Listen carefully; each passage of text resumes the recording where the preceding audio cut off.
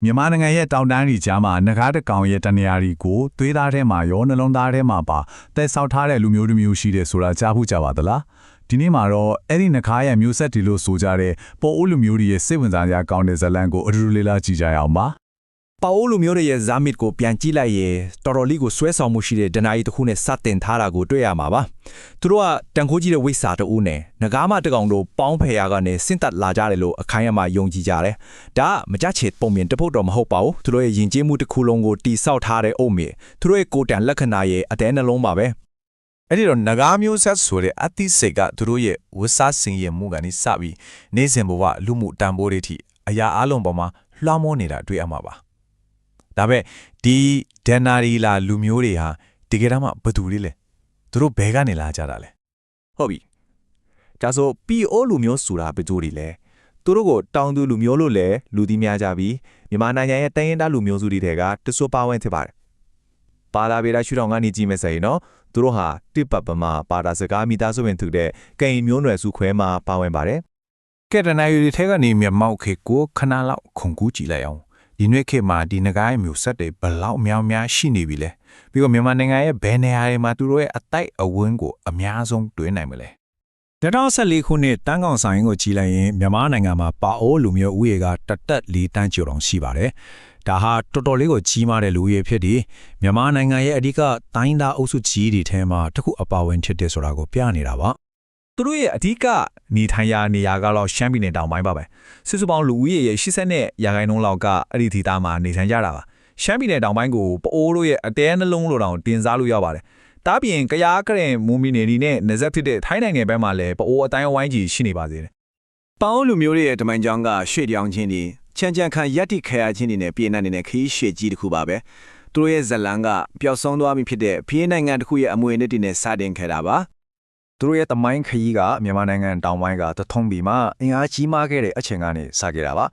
ဒါပေမဲ့1959ခုနှစ်မှာပကံပြည်အနောရထားရဲ့တက်ခတ်မှုကြောင့်သူတို့ရဲ့နေရက်ကိုစွန့်ခွာပြီးမြောက်ဘက်ကိုရွှေ့ပြောင်းခဲ့ကြတယ်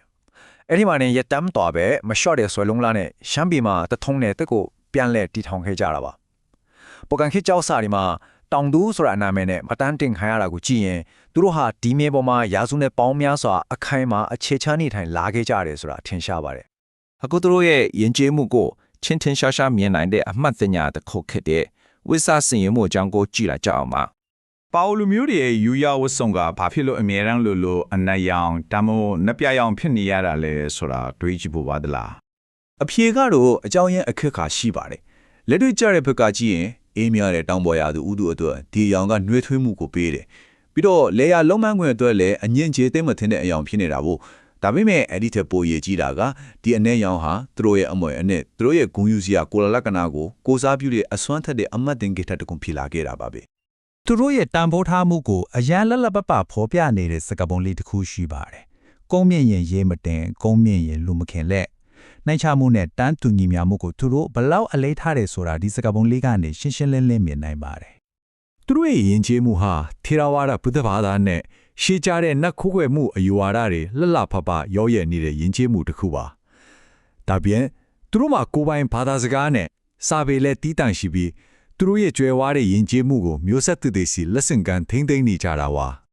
ဒါပေမဲ့ပအိုးလူမျိုးတွေဆိုလားတမိုင်းထဲမှာပဲကြံခဲ့တဲ့လူမျိုးတစ်မျိုးမဟုတ်ပါဘူးနော်မြန်မာခေတ်လူအဖွဲအစည်းမှလည်းတက်ကြွပြီးဩဇာလွှမ်းမိုးမှုရှိတဲ့အတန်နယ်ဖြစ်နဲ့အခိုင်အမာရက်တည်နေကြပါတယ်သူတို့ရဲ့ဩဇာလွှမ်းမိုးမှုကနယ်ပယ်ပေါင်းစုံမှာရှိနေတာပါနိုင်ငံရေးမှာဆိုရင်1989ကတမိုင်းဝင်ပြည်လုံးစာချုပ်ကိုလက်မှတ်ရေးထိုးခဲ့တဲ့ခေါင်းဆောင်ကြီးဦးဖြူရှိခဲ့တယ်ဘာသာရေးမှာဆိုရင်လူများရဲ့ကြီးညိုပေးစားမှုကိုတခဲနဲ့ခံခဲ့ရတဲ့တာမန်ညက်ဆရာတော်ဖျားကြီးရှိတယ်ခေတ်အနုပညာနယ်ပယ်မှာဆိုရင်လည်း Miss Myanmar International ဖြစ်ခဲ့တဲ့နိုင်ခင်စရာနဲ့လူကြိုက်များတဲ့ဂီတစာဆိုခွန်တာတုံးတို့လိုပုံကိုယ်တွေကပေါ်အိုးတို့ရဲ့ထူးချွန်မှုကိုတက်တည်ပြနေပါတယ်ကဲအဆောင်တဲ့အနေနဲ့ပအိုးလူမျိုးတွေရဲ့ဇလန်တစ်ခုလုံးကိုပြန်ချုံကုန်ကြည့်လိုက်ရအခါဘယ်လိုခိုင်မာတဲ့အမွေအနှစ်ကိုတွေ့ရတယ်လဲဆိုတာကြည့်လိုက်ရအောင်ပါနဂါကစင်တက်လာတဲ့ဆိုတဲ့တန်တရားတွေဆန်းဆန်းစမစ်ကနေပျောက်ဆုံးသွားတဲ့ဖြစ်နိုင်ငံတစ်ခုရဲ့တမိုင်းကတိပိုးလူမျိုးတွေဟာရာစုနှစ်ပေါင်းများစွာကြမ်းကြမ်းခံပြီးသူတို့ရဲ့ထူးခြားပြီးရှင်တန်နေစေထစ်တဲ့ယဉ်ကျေးမှုကိုအောင်အောင်မြင်မြင်ထိမ့်သိမ်းနိုင်ခဲ့ကြပါတယ်ဆိုတော့ပိုးလူမျိုးတွေရဲ့ဇလန်ကတကယ်တော့အားလုံးအတွက်အရေးကြီးတဲ့မေးခွန်းတစ်ခုကိုမေးနေတယ်လို့ပါပဲ အရှင်ဟောင်းနဲ့ပြောင်းလဲနေတဲ့ဒီကဘာကြီးထဲမှာကိုယ့်ရဲ့ရှေ့ကျတဲ့ရိုးရတလေးတွေကိုယ့်ရဲ့ထူးခြားတဲ့အမတ်တင်ညာတွေကိုနောင်လာမဲ့မျိုးဆက်တွေအတွက်ဘလို့ဆက်လက်ရှင်သန်အောင်ထိန်းသိမ်းကြမလဲဆိုတာစဉ်းစားစရာပါပဲ